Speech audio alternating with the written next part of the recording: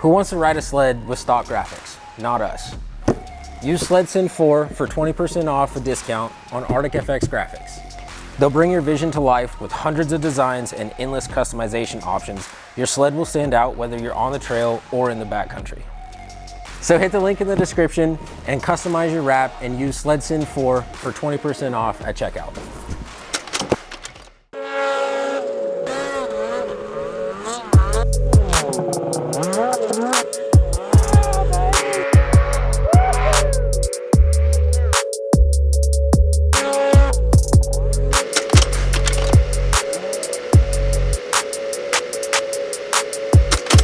Listeners, welcome back to the next episode of the SledSend podcast. I appreciate you guys tuning in, regardless of what platform you're on. And you will notice that the setup is a little bit different. Currently recording this on Zoom. So my apologies for the lack of high quality video and audio that you are used to seeing from us. But this episode is a little bit unique. We've got one of our SledSend Team Riders, Alex Loveland, who spoke on one of the Team Rider weekly calls that we do. And he shared with us his story of his wreck that happened to him a few weeks ago in the Snowies outside of Albany Lodge. And it was a pretty moving story that provides a lot of context and just honestly good information, things to be aware of, some things that he learned that went good, went bad, etc. And so I felt called to ask Alex if it was okay to share this on the podcast, because I feel that it's important for people to hear about this story. So again, it was recorded through Zoom and whatnot, so sorry for the lack of high quality with the video and audio, but yeah, without further ado, let's jump into it. Yeah, so I'll just kind of start from the very, very beginning. Was we kind of left for this trip, and we decided to leave on it was a Tuesday night, and we ended up leaving La Crosse. So if anyone knows where La Crosse, Wisconsin is, we left there. There was, I think you guys remember, there was a huge Midwest storm that was coming through, snow, rain, slush, sleet, ice, you name it. So we were trying to battle through it and miss it. Um, so the start of our trip was really rocky. We ended up staying at a truck stop in Iowa, and our trip got delayed about 12 to 14 hours, and the winds were just absolutely nuts. It was 60-mile-an-hour winds, gusts going across the road, and we actually ended up busting up our buddy's truck a little bit on the way out there. The front grill, we went right through a 6-foot snowdrift with a truck and a 32-foot trailer, so that was pretty intense. And then right after that, we got stuck on a 4-foot drift in the middle of this whatever cyclone, whatever you want to call it. But so that was pretty rocky. And then as soon as we got out of Minnesota, or actually out of the lower part of Iowa and into Nebraska, is when it started to get clear, and then we were smooth sailing all the way there. Um, we got out of that storm, and we got a little unscathed. We got a little beat up, but we got pretty unscathed by our measures. So we ended up getting to Albany Lodge that night around probably 11 o'clock. Got all checked in, got a good night's rest, and then we headed out next morning. Went to breakfast, and we ended up riding all day. It ended up being me, two other guys, and everything was normal. We were riding, checking out zones that we've been to, ones we've rode before, and we knew that there was another storm coming in. Roughly about 18 inches was about to fall somewhere up there in the afternoon. They were calling for like 7, somewhere around there. We were trying to get off the mountain around like 5. So, we had a pretty good plan. If anyone's ever been to Albany and has rode over there, if you guys know where the dam is, we rode over by where the dam is, and then they call it, I can't remember what it's called, but it's called like something chute over on the right where guys always fall down on their sleds or whatever. But we were messing around in that area, and snow was coming down. It definitely hit a lot earlier, and we were at about 8, 9,000 feet. And then, we were messing around in the trees. Uh, we took about a 5 hour break and had a nice little fire. So, chilling, grilling, having a good time. Then the snow started coming down harder and harder, and this is around about 3:30. So we're like, cool, we'll head up to the top of that hill. We're at about 10,000 feet. We'll go over this pass and we'll come down to the trail and we'll start heading out of there. So we do exactly that. We head up there, and it's one of those times the snow's coming down. It's like 18 inches. It's supposed to come down tonight. It's just plowing. You can't see barely anything or whatever. And we get to the top and we're like, cool, like, hey, let's just take this little meadow open area. We'll go hit the cliff and we'll just start to descend down to the trail and head out of there.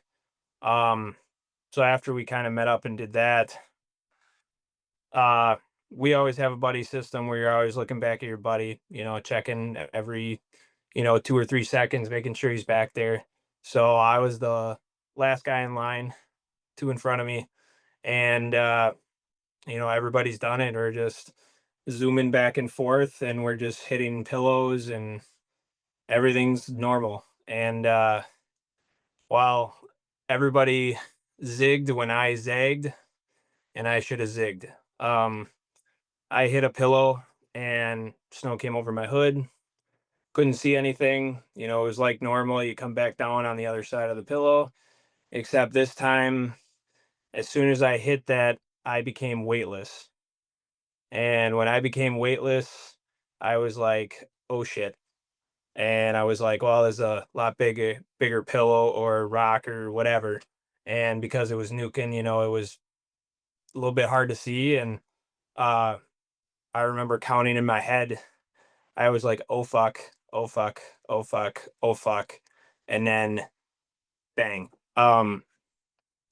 It was about solid 3 seconds I was in the air. And when I hit, um, immediately it's that knee jerk reaction of you're out of breath. I knew I just hit my bars, smacked my sled. I pretty much belly flopped on top of it. I don't know from how high. Um, I lost my breath, and then I pretty much I passed out for like 3 4 seconds after that. I was passed out.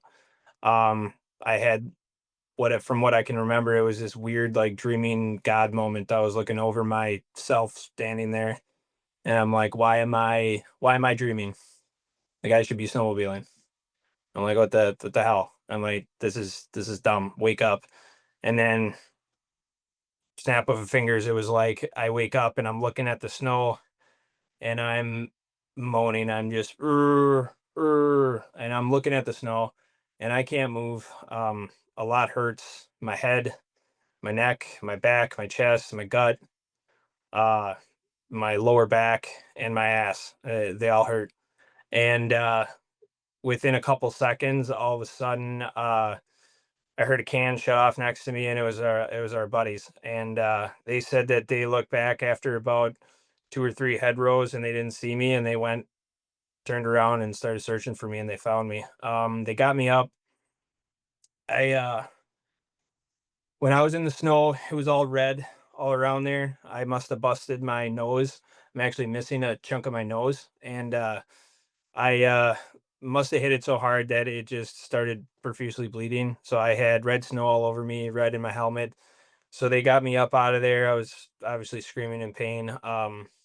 So they kind of visually checked me out. And now, mind you, it's still nuking. Wind is picking up. We're at 10,000 feet. We're just trying to get out of this zone. Pretty much, I'm in a lot of pain.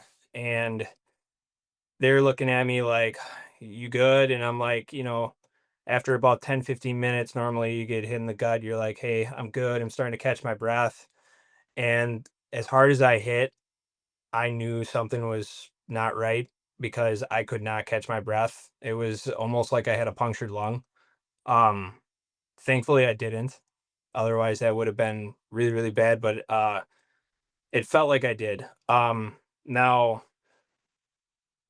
quick break in the story. How many like of you carry safety devices to either send out an SOS, call someone, or be able to reach out in the time of like high elevation, no cell service, no nothing? Like, how many of you guys at least carry them? Okay, so Tyler's got one, you got one. Yeah, so the last 3, 4 years, I've been carrying this Garmin InReach, and this thing hooks up to my phone. And so I made the decision that I'm not feeling any better. And I told Matt, our buddy, and I said, hey, I said, you got to rip my pack off me. You got to get to my inReach, and I need you to hit the SOS. So we made a decision to hit the SOS. So we initiated the SOS, and they said that it was initiated, and I told them to put it back in my pack. And at this point, seconds seconds add up to minutes, and minutes add up to hours, and hours add up to whether I'm going to live or die. And so I have a lot of military training in my background, and I got a lot of other training I've done on the side. And I knew that I was not in a good situation for where I was, and I was not at all out of a hyperthermic or a hypothermic situation to where I could die of that from my conditions. So, with all that being said, I do not know the extent of my injuries at this point, but I know that I am very badly hurt. So I muster everything I can. I get them to put my helmet on my head. I lost my goggles at this point, so I'm riding no goggles. I get my backpack on, and pretty much everything from my head to my ass, I can't twist, can't move. Everything hurts. The barely thing I can do is twist or turn the handlebars on the sled and go straight. So I got them to basically gave me a path, and we came through probably 2 to 4 tree sections where I had to wait for them to go 4 or 5 times through to make me a nice smooth pass. And we finally got there, got down, and then we came to this giant cliff that went down. And yeah, we went down this cliff, and I was either falling off and they were dragging me to the trail, or I was making it to the bottom. So we really made her count. But I went really slow. I made her all the way down to the bottom, and then we just started trekking on down the trail. And for those of you that haven't been to Albany, they have all these warming huts that are on the trail, and we knew that the warming hut wasn't too far, so we started heading towards there. We headed towards the warming hut, and got about, I don't know, about maybe a half a mile in, and I'm still in a lot of pain. But all of a sudden, it's like a water hose came up from my gut. Everything locked up. I couldn't move my shoulders. I couldn't move my arms. I just sat there crying in my helmet. Um, I was in so much pain, and I didn't know what was wrong. I was wheezing. I couldn't breathe. So Matt ended up ditching his sled into the ditch, and then he rode mine as I was holding on to him. And then actually, him and Gabe drug me into the warming hut where the SOS responders were in contact with us, and the persons before us actually had a fire going, so we were able to restart that fire in that warming hut to keep me warm until first responders came. And once first responders came, we were able to get into the snowcat, and then nothing went right after the first responders came. Because there's a lot of politicalness, I guess. I don't know who on here is a first responder, if anyone is, but I guess there's political and county lines that apparently can't be crossed, can't be changed or whatever. And I was very mad about that after the fact, but obviously that's their job. They got to do it. So I'm very mad about those political issues, but they did do a very good job on saving my life. They stabilized me. They got me into the snowcat. and I rode out to Saratoga, where they took me into Saratoga. They stabilized me, and because of the storm and because of my injuries, they needed to get me to a level 1 trauma hospital, and the closest one was Loveland, Colorado. So I had to wait 20 hours in Saratoga before I could get on the Flight for Life plane and fly to Loveland. And I got to Loveland. But at this point, my family is notified from Garmin. They're on their way. Uh, my wife and Justin Wiki flew out, so they were at Loveland Trauma Center waiting for me. And then also Matt and Gabe, they drove from Albany down there to wait for me. And when I got in, I was still in a lot of pain. They ended up rushing me into the ER right away as soon as I got there, and started surgery on me. Um, it was kind of like an open-ended surgery. They didn't know whether or not I was going to come out with one or two microscopic holes in me to see what's going on, or if I was going to have a 5-inch hole on my stomach open coming out of surgery so that they can let all the internal blood come out and then rush me back into surgery so that I can get stitched up again and then uh, get fixed. So I'm glad it was the first option. I only have a couple holes in my stomach, but I did spend 9 days in the ICU, and yeah, it's pretty crazy, pretty intense.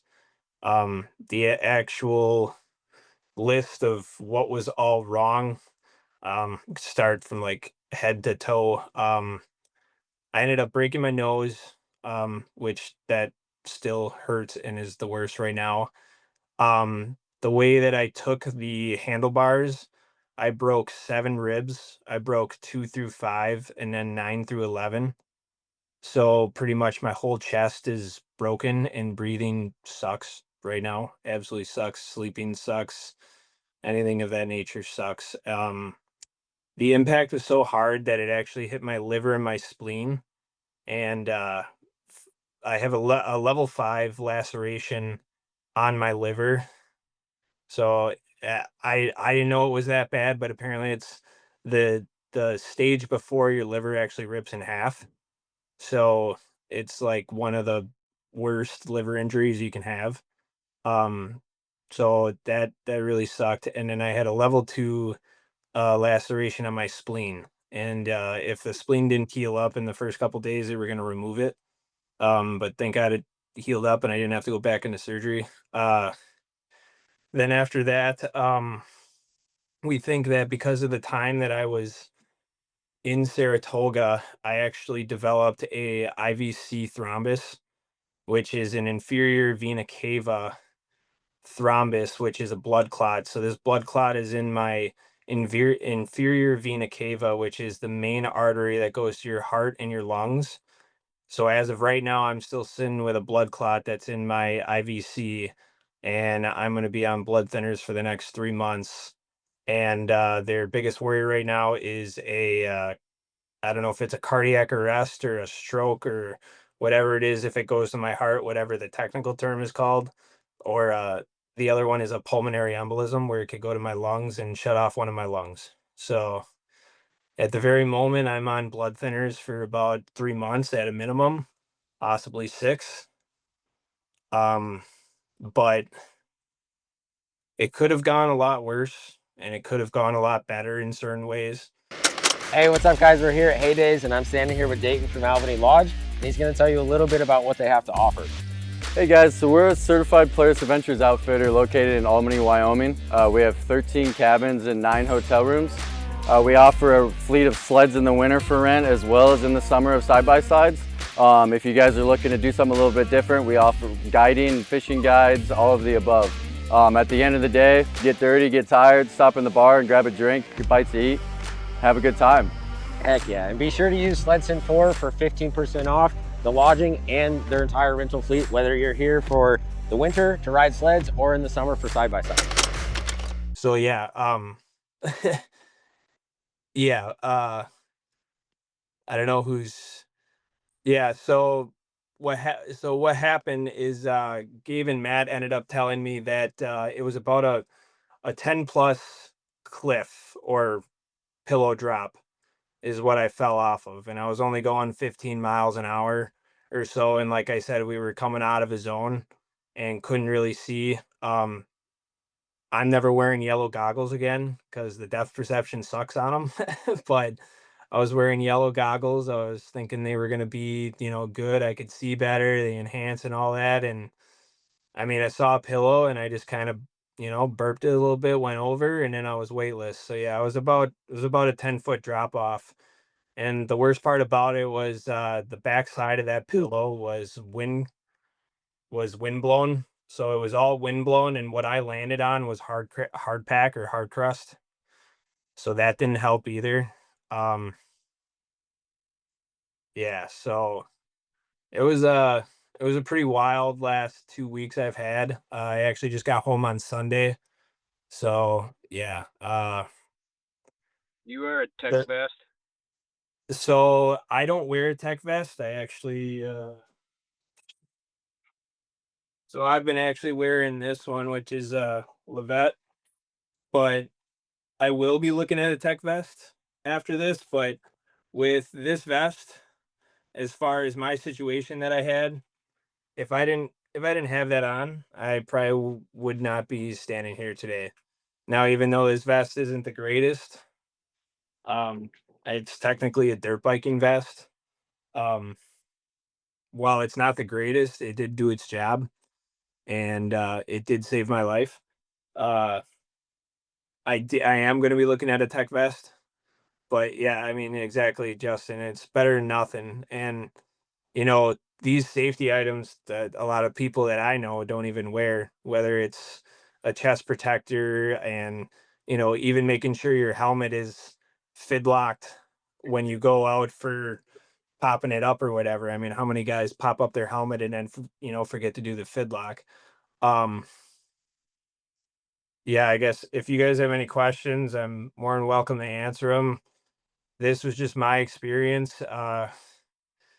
It can happen to anyone. I wish it didn't happen to me at all, but yeah, I mean, here we are. Got to roll with the punches. But the biggest thing that I can say is that I prepared for not this situation, but I try to prepare for the worst situation and pray for the best. I kind of wish at this point that I broke an arm or I broke a wrist or whatever, because it would have been way easier to use all my gear to uh, make a splint and fix myself, get it wrapped up, and get the hell out of Dodge. But I don't really have anything in my pack to stop internal bleeding. So, um, yeah, a lot of people are shook up from it. I'm shook up from it, but we're moving on and we're getting better at it.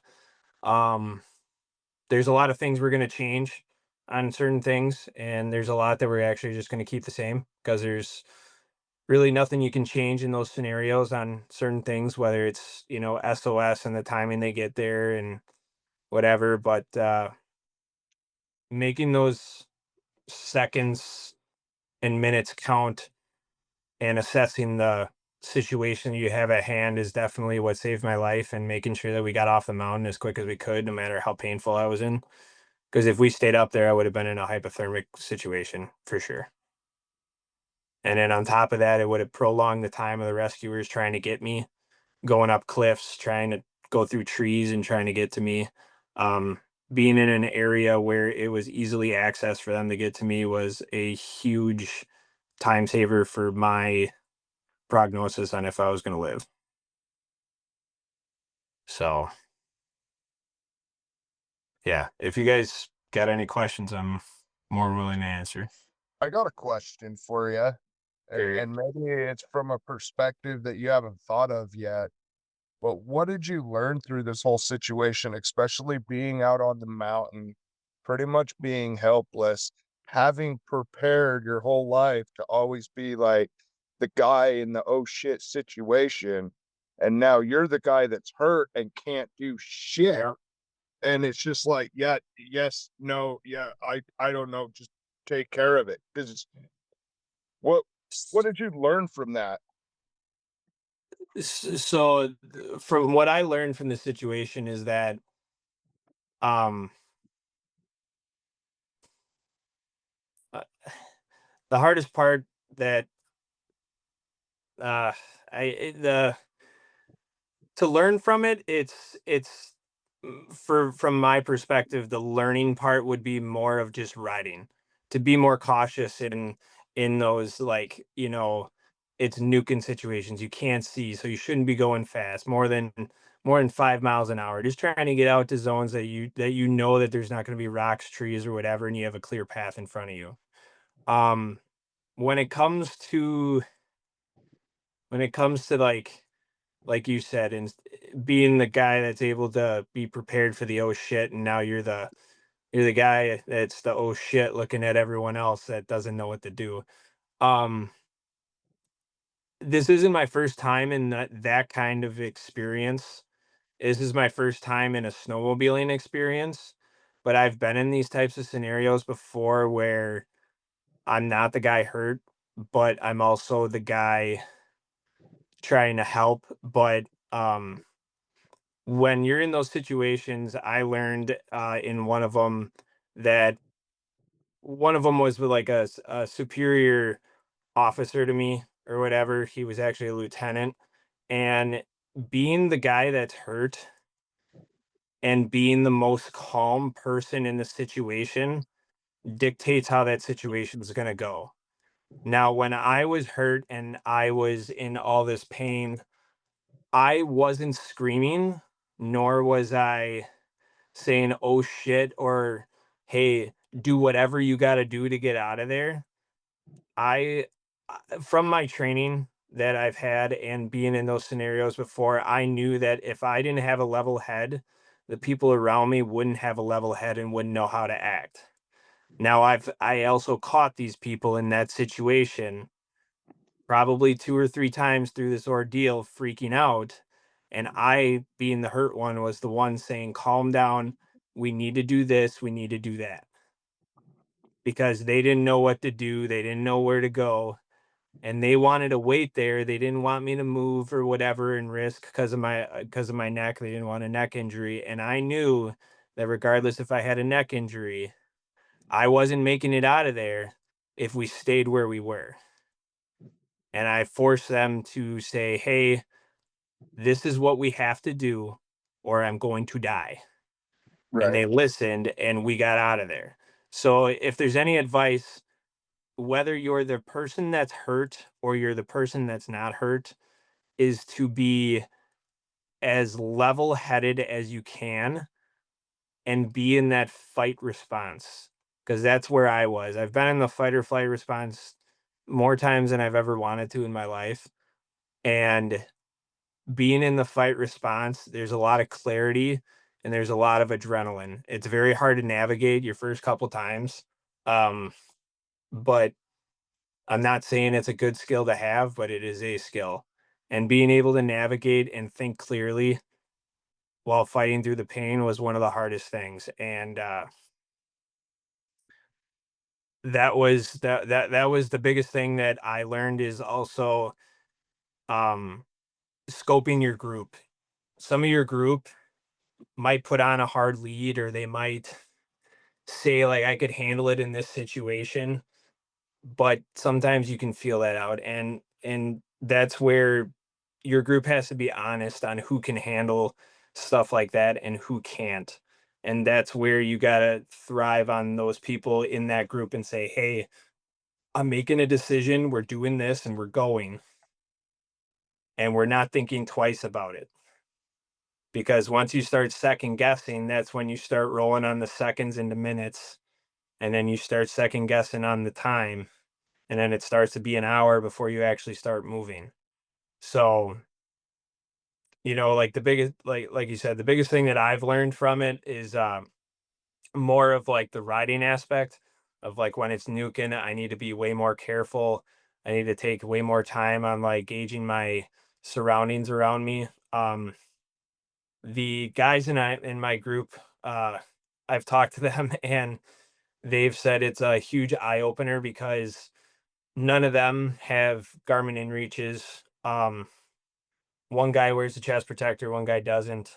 So, it's all these little things that are starting to add up that people are seeing like, holy shit, and like, I'm not saying that every single person has to have a Garmin inReach or whatever, but if one person in the group has one and it's known, that's better than having none. And in the military, we always used to say having two is one and having one is none. So, if you have two Garmin inReaches, it's basically like having one in case one dies. If you have one Garmin inReach, you might as well have none because that's your sole reason on you getting out. And if that dies, you're screwed. So, you know, trying to have that redundancy of where it's a collective thought of safety in the group where there's multiple, you know, in reaches, just like how everyone has a transceiver, you know, falls right along those same aspects. It's definitely something that gets overlooked quite a bit. Um, but yeah, so that's all I got about things I've learned. There's definitely a lot more that I'm learning as I'm going. So don't chalk it up as I've learned everything, but there's always more that I'm learning. But in this scenario, that's definitely my main thing that I've learned about this is the riding aspect. Because unfortunately, I've been in those fight or flight responses before. And this is probably the very first time that I've ever been the guy that's been hurt. Sounds like you were the guy that was hurt and had to kind of make the call on how to get you off the mountain. So big kudos on you, man. Way to keep a level head. That's Yeah. fucking awesome. Yeah, it's I really, really appreciate you sharing all of that, Alex. And he just jumped off. I was going to ask Matt, because he's an EMT, his opinion on, like, he jumped in halfway through, so I don't know how much he picked up on there. But I was going to ask him if there was like anything in particular. I mean, maybe this sounds dumb, but anything in particular like you or the other guys with you could have done in regards to like the internal bleeding, like whether that's how to have you in a certain position or like anything. But he jumped off, so that's irrelevant now. yeah. But Just to touch on like the whole political issue, the political issue is that if anybody knows where that warming hut is in Albany, apparently it's on a county line. So when the SOS went out, apparently I was maybe 50 yards from a county line that determined whether I went to Saratoga or Laramie. And what pissed me off is that I knew Laramie was going to be better for care, knowing that the hospitals are closer to Denver. And when I was in the semi trailer, so they ended up from surgery, they actually ended up pulling out 2 full liters of blood from my stomach. And that was one of the main reasons on why I couldn't breathe and why my shoulders locked up. But with that being said, they took me to Saratoga because the Saratoga search and rescue are the ones that came because it was 50 yards on their fucking county line. So I yelled at them when I'm getting in the snowcat. I said, "Take me to Laramie, take me to Laramie, take me to Laramie." And they're like, "We can't. We got to take you to Saratoga." I said, "We're in a snowstorm. You're not even going to be able to fly me or drive me through the pass. Take me to Laramie." And they said, "We can't. We're from Saratoga. We have to take you to Saratoga." So that's where the politicalness pissed me off because basically they took me to Saratoga. They took me to their trauma care, which is a level 3 or something like that. It was on the lower end. And I sat there for 20 hours and all they could do was stabilize me until they could fly me to Loveland. When instead they could have just turned left, went to Laramie, and I probably had an hour and a half, 2 hour ride in an ambulance and I was there. So that pissed me off. But then on top of that too, with all the stuff that I found out that was wrong with me, when I was at Saratoga, my wife, who is a registered nurse, she actually called them and was like, "Hey, like, what are you guys gonna do if he gets worse?" and they said that they only have 2 units of blood on staff, and all they can do is make me comfortable.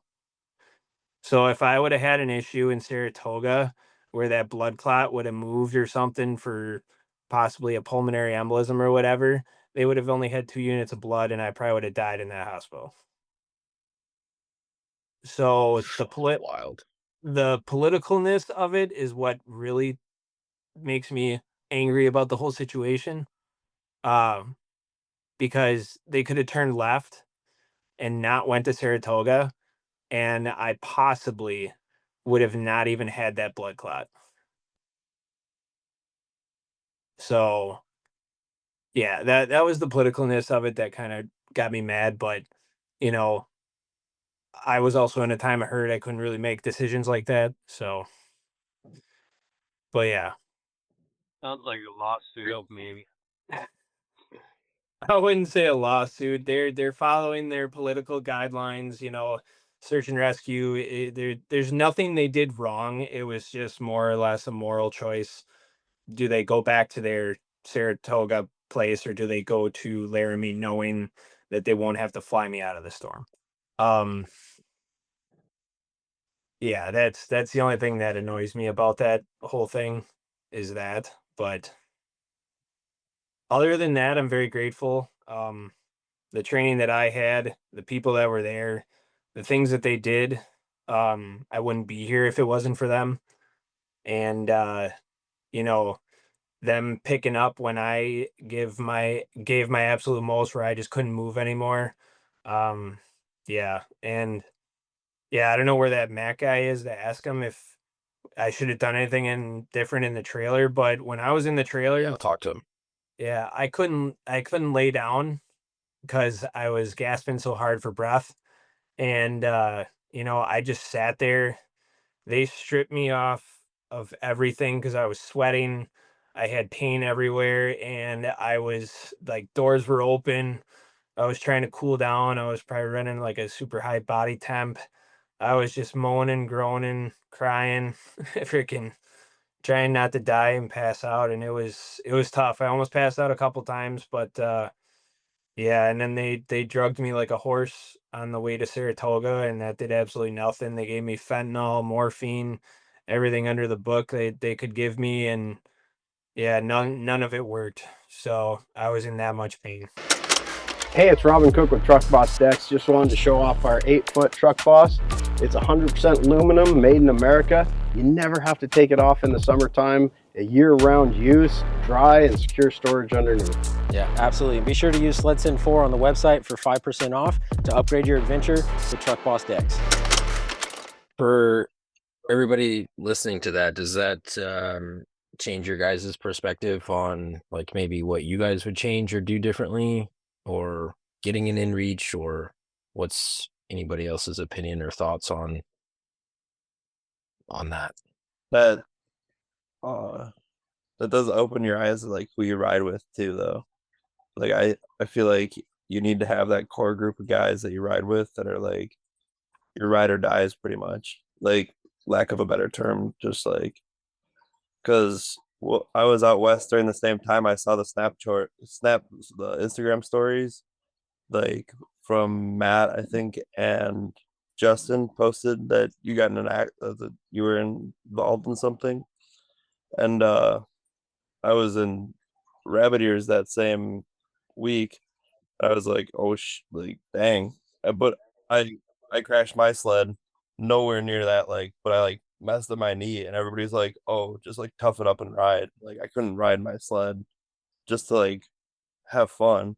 And they're just like, whatever, dude, suck it up. Like, so I just like follow along.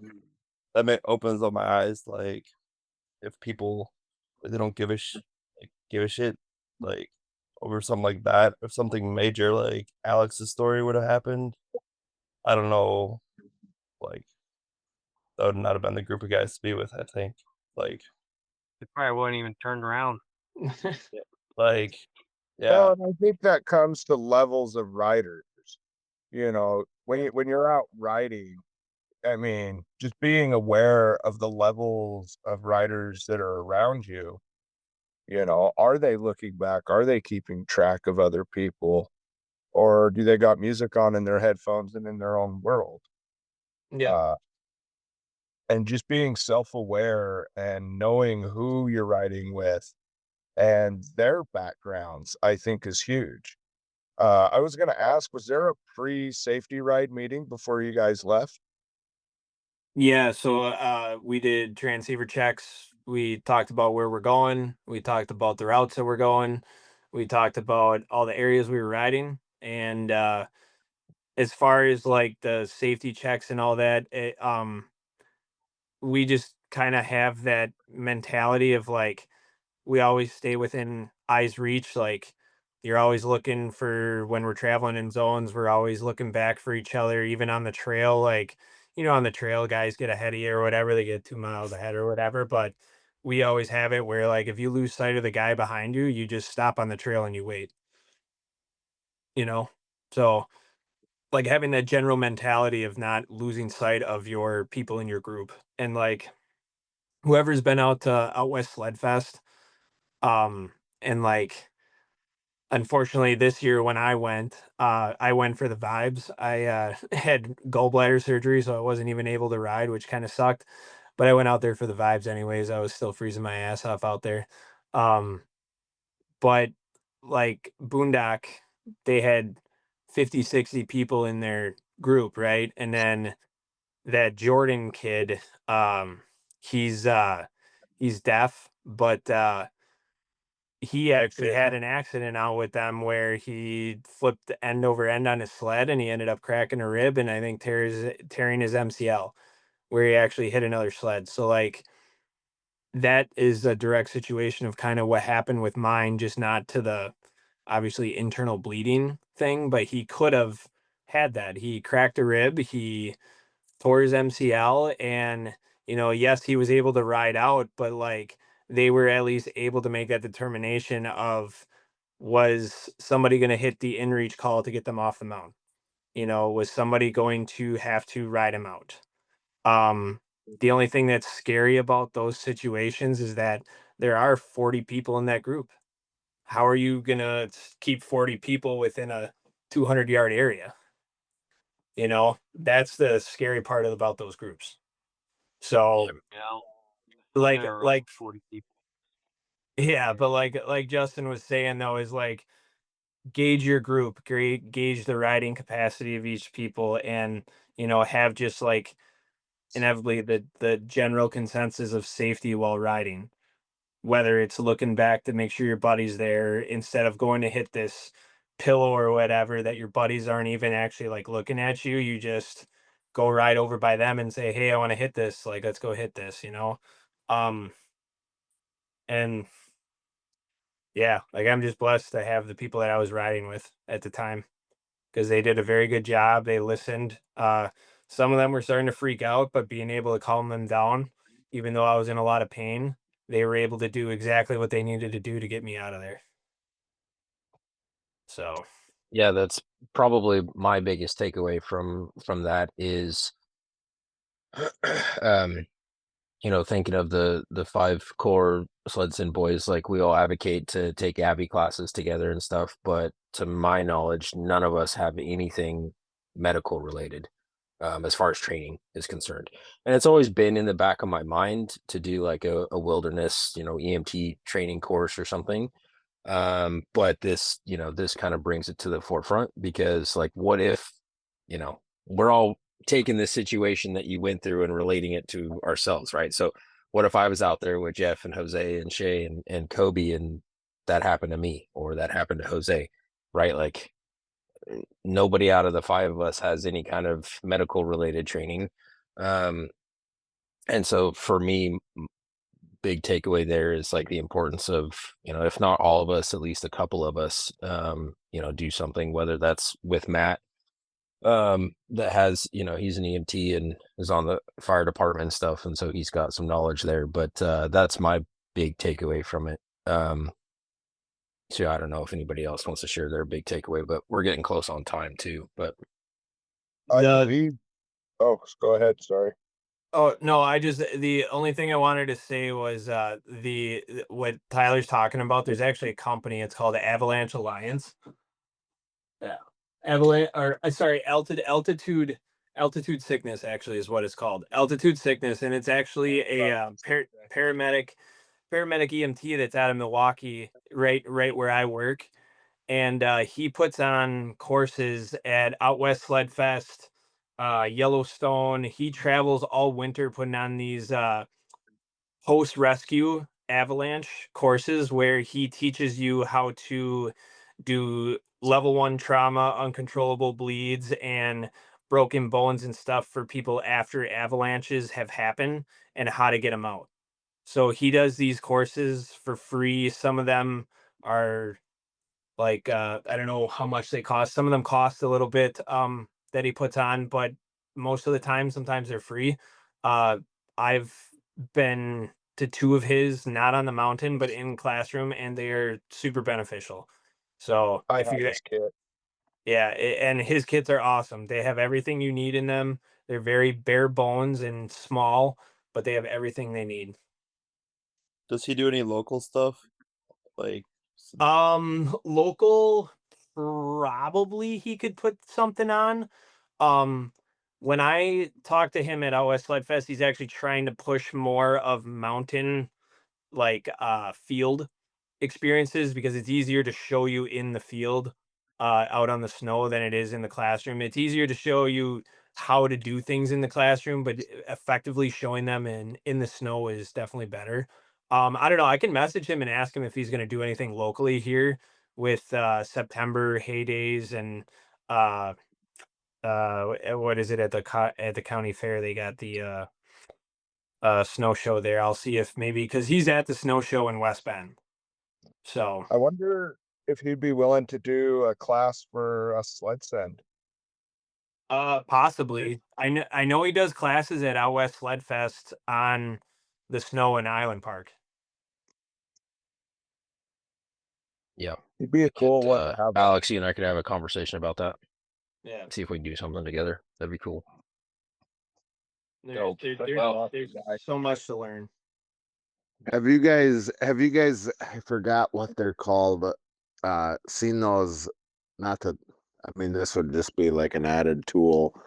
They're like, you can connect, they're like a radio, but they have like unlimited distance to them.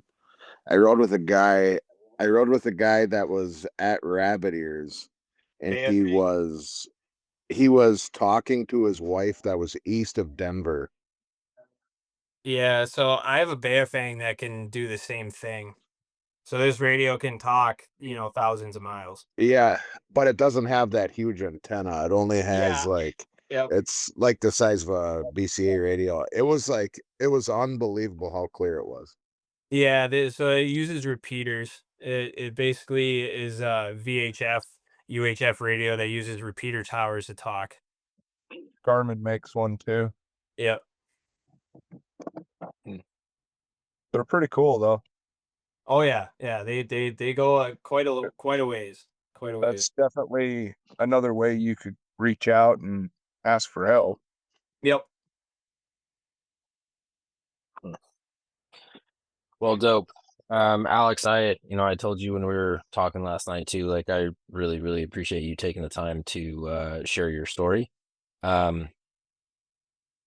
I know it You're can welcome. probably be a lot. I know it's still pretty fresh, but I do think that it's very important to shine light on it, because it's a very serious thing and it very easily could happen to any one of us. Um, so it's just a potential reality for all of us. So I really appreciate you sharing all of that with us, dude. Thank you. Yeah. Yeah, and if my story helps someone someplace somewhere that they're ever in that situation, that they're like, "Hey, I remember a guy was saying he was hurt like this and this is what they did," and it helps you guys recollect that and then be able to act in those situations, that's the best. Not talking about it is sometimes the worst. Talking about it is just easier. But if it reaches somebody and it helps them in that situation, that's the best outcome that I can have from that story. Absolutely. Yeah. Well, again, I Thanks, appreciate it. Aaron. Heal up quick. Yeah, it's gonna be probably about 6 to 9 months before I heal up, but it ain't gonna keep me off the new sled that I ordered for this coming fall. So we'll be back on the That's what I snow, would no like to doubt. hear. You still party at 8 days? Yeah, I'm still gonna go to A-days. I think I still might have some sore ribs at that point, but we'll see. Yeah, just good luck. No laughing. Yeah, yeah. Well, I couldn't laugh, I couldn't breathe, I couldn't smile, I couldn't do nothing for like the last week, and I'm finally starting to feel better where I can finally cough, and I'm still afraid to sneeze, so I don't sneeze still, but yeah. I mean they went in through my belly button, they cut my belly button in half, and then I got about a 2-inch gash on the left side of my stomach, and they have a third hole where they had it drained to continually let the internal bleeding drain out. So just healing up right now, and I think the worst right now is that belly button incision because it's just connected to everything. Everything hurts. Breathing, Are you still moving. draining? No, no, that was the weirdest thing too, man. They put in a 14-inch drain inside of me and they yanked it out like last Saturday when I was leaving. I had no pain meds or anything. They just cut the stitch and yanked the whole thing out, and I was like, that felt weird. Yeah, they pulled it out and it was like that long. It was like 14 inches. I was like, holy crap. So Damn. yeah. I'm so glad you're okay, dude. Yeah.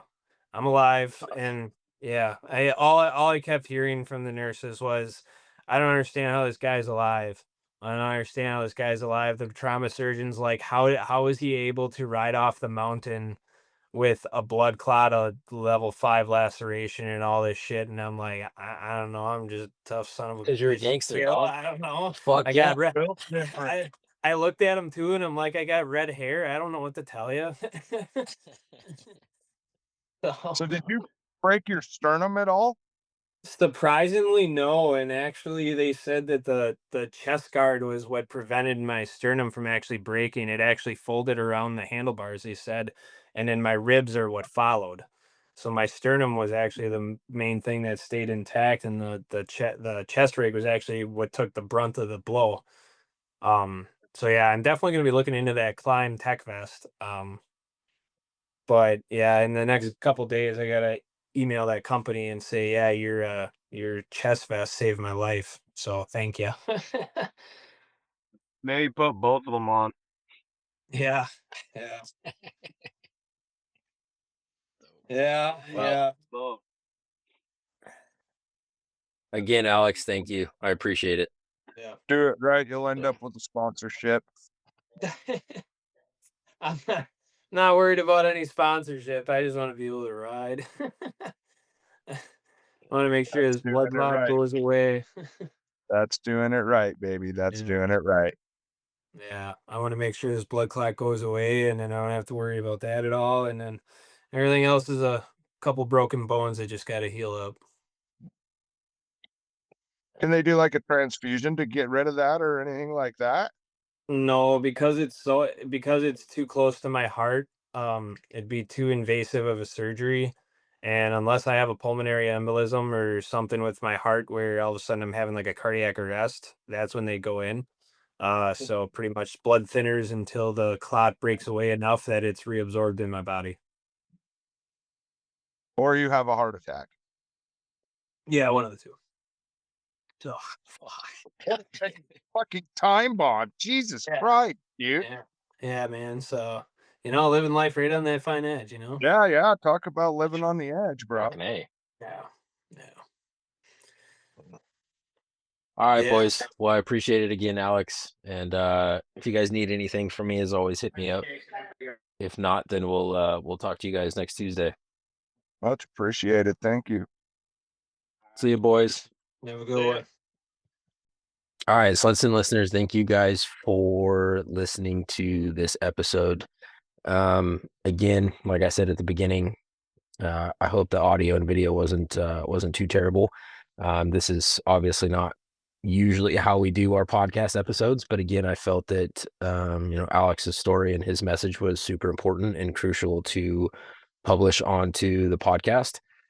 And so I'd like to know your guys' feedback, things that maybe you've learned from Alex's story, or even if you guys have, a pretty severe accident or something that happened to you guys or within your riding crew, like shoot me a message on any of the SledSend social media platforms if you guys want to come on and do, share your story on a podcast episode. If you feel that there's value that our listeners can learn and viewers can learn, just shoot me a message on any of those platforms and we can see if we can set something up. But again, as always, I appreciate you guys tuning in, and yeah, keep your eyes and ears out for the next episode. It's going to be a good one. So we'll see you guys then.